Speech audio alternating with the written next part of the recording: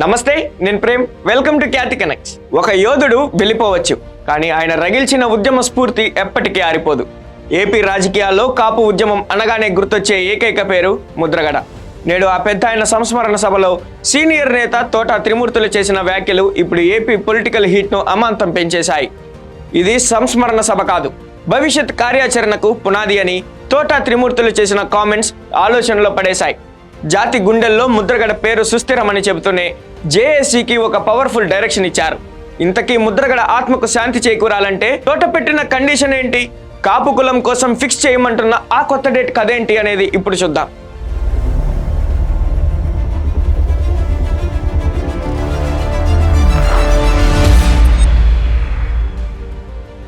ముద్రగడ సంస్మరణ సభలో తోట త్రిమూర్తులు ఉద్వేగానికి లోనయ్యారు.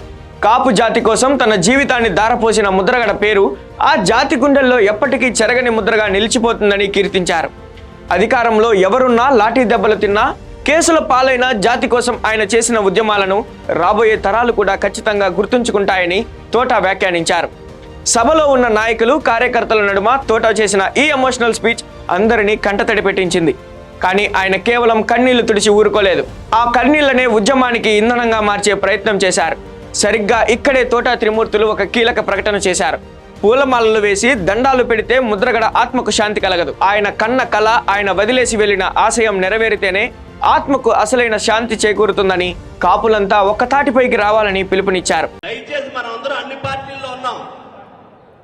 మనం కులంలో పుట్టాం కానీ పార్టీల్లో పుట్టలేదు. మన ఈ విషయాన్ని మాత్రం అందరూ గుర్తుపెట్టుకోవాలి. మనతో వచ్చినటువంటి కులం, మన పుట్టుకతో వచ్చినటువంటి కులం మన సత్యదాకా ఉంటుంది. మనకి పార్టీలు అనేటువంటి నీకు ఇష్టమైతే ఉంటావు, లేకపోతే పోతావు. పార్టీల గురించి సరే, ఇది పద్మనాభం గారు సంస్మరణ సభ కాబట్టి ఎక్కువ మాట్లాడకూడదు. కానీ గత 4-5 రోజులుగా 10 రోజులుగా ఏ విధమైనటువంటి ఆదేశాలు ఇస్తున్నాయో కొన్ని రాజకీయ పార్టీలు, ఏ విధంగా దుర్మార్గమైనటువంటి విధంగా మరి ఆ సభలకు వెళ్ళినటువంటి వాళ్ళకి ఎక్స్ప్లెనేషన్ కాల్పర్ చేసి సమాధానం చెప్పించుకునేటువంటి దౌర్భాగ్యమైనటువంటి పరిస్థితి ఉందంటే దీని గురించి కూడా కొంచెం ఆలోచన చేయాలనేటువంటిది మనం చేస్తూ ఆయన ఆశయ సాధనకి ఈ రిజర్వేషన్లు ఏవైతే ఉన్నాయో ఈ మధ్య కాలంలో కొన్ని రాజకీయ పార్టీలు 5% రిజర్వేషన్ ఇచ్చాం, మేము మాట్లాడకూడదు అనుకున్నాం, కానీ ఇది తప్పనిసరిగా మాట్లాడాలనే సందర్భం. 5% రిజర్వేషన్ ఇచ్చాం మేము అని చెప్తున్నారు. బీసీ రిజర్వేషన్ ఇచ్చామని 5% చెప్తున్నారు. ఈడబ్ల్యూఎస్ రిజర్వేషన్ ఇచ్చామని 5% చెప్తున్నారు. అయ్యా, దేంట్లో ఇచ్చినా పర్లేదు, దేంట్లో ఇస్తున్నారో చెప్పండి.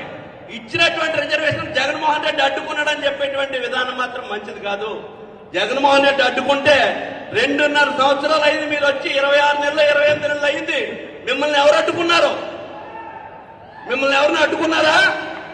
ఎందుకు చేయలేకపోతారు మీరు?